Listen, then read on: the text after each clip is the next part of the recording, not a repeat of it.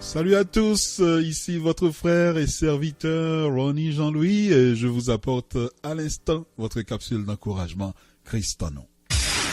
Dans la dernière capsule, les amis, nous nous sommes encouragés à faire bon usage de notre langue pour prononcer des paroles de bénédiction sur nos vies, nos circonstances et sur ceux et celles que nous côtoyons.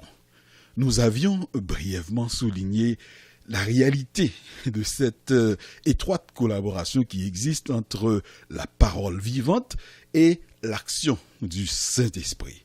Aujourd'hui, insistons un peu là-dessus, car c'est en effet l'énoncé, la verbalisation de la parole de Dieu jointe à l'action du Saint-Esprit qui produit la manifestation de qui nous sommes vraiment en Christ et de ce que nous possédons déjà en Christ. Souvenons-nous, notre réalité actuelle n'est pas forcément notre vérité. Notre vérité se trouve dans la parole de Dieu et nous devons la libérer à haute voix pour que le Saint-Esprit puisse la saisir, la bénir et la vivifier, l'amener à la vie. Le psalmiste l'a sûrement bien compris quand il dit « Bénissez l'Éternel, vous, ses anges, qui êtes puissants en force et qui exécutez ses ordres en obéissant à la voix de sa parole. » La voix, V-O-I-X, pas à la lecture, pas à la méditation de la parole, bien que ce soit quand même important, mais à la voix, V-O-I-X, de sa parole. Pour nous prouver que c'est là la volonté de Dieu à notre égard, lisons cette vision qu'il a donnée à son serviteur, le prophète Ézéchiel, vision racontée par Ézéchiel lui-même dans le 37e chapitre. « La main de l'Éternel fut sur moi, et l'Éternel me transporta en esprit et me déposa dans le milieu d'une vallée remplie d'ossements. Il me fit passer auprès d'eux, tout autour, et voici, ils étaient fort nombreux à la surface de la vallée, et ils étaient complètement secs. Il me dit, « Fils de l'homme, ces eaux pourront-ils revivre ?»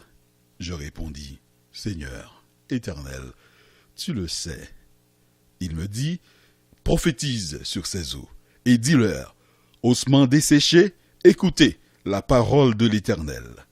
Ainsi parle le Seigneur, l'Éternel, à ces eaux. Voici, je vais faire entrer en vous un esprit et vous vivrez.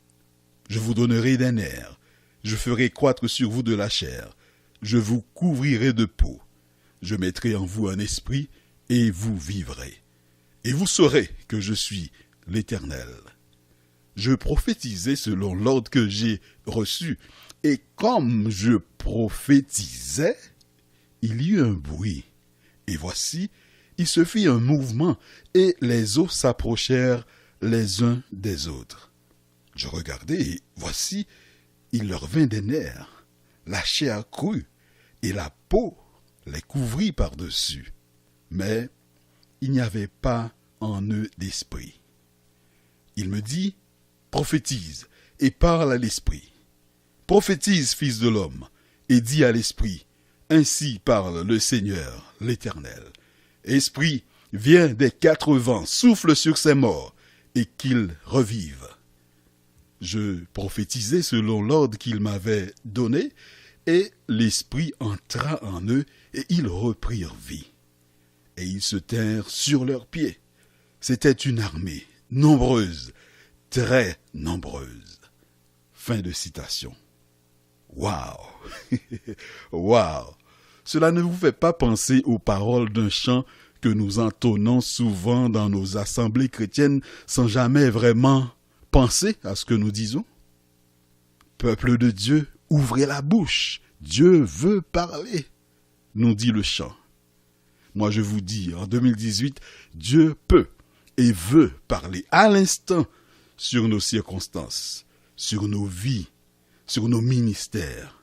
Allons-nous ouvrir la bouche et déclarer sa parole? Ne me dis pas que dans votre religion, on ne pratique pas ci, dans votre assemblée, on n'encourage pas cela. Si c'est la parole de Dieu qui fait vraiment autorité dans notre vie, alors il est temps d'y obéir. Sortons de la religion, les amis, la religion qui nous pousse à nous comparer les uns aux autres pour nous sentir confortables en attendant le retour de Christ. Nous devons nous comparer à Jésus et à Jésus seul, notre seul vrai modèle. Et ainsi, nous ne serons pas satisfaits de notre dimension ordinaire et voudrions faire violence sur nous-mêmes pour atteindre la stature parfaite de Christ. Mon frère, ma sœur, en tant que disciples de Christ, nous ne sommes pas appelés à nous contenter d'une dimension ordinaire. Soyons des vrais citoyens du royaume de Dieu. Trouvons dans la Bible les lois du royaume de Dieu et appliquons-les dans nos vies pour pouvoir évoluer dans le surnaturel divin. C'est ça notre partage. Au nom puissant de Jésus. Amen. Amen. Acclame ton Dieu. Y a-t-il à racheter pour acclamer le nom de l'Éternel?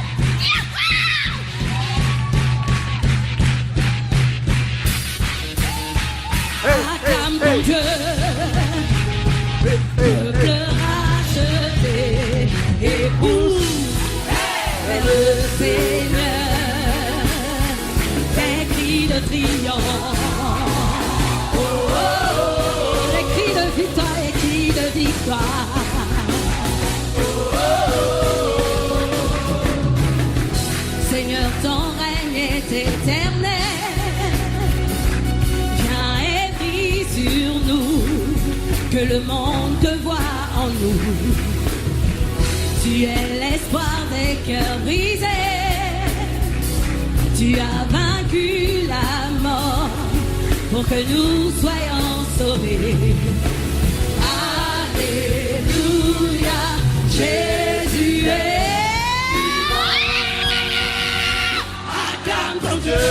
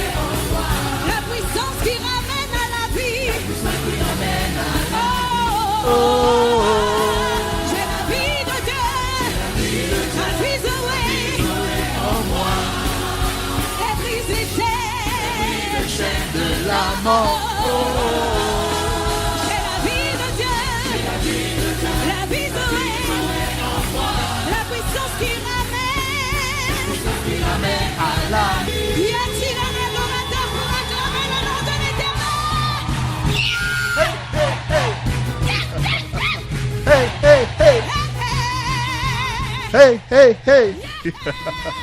C'est sur ces cris de triomphe, ces cris de victoire que je prends congé de vous. La semaine prochaine, vous aurez une capsule d'encouragement musical. On se retrouve la semaine... on se retrouve l'année prochaine avec un encouragement tout en prière. Au revoir, joyeuse fête. À la prochaine. Rien ne m'empêche de pousser.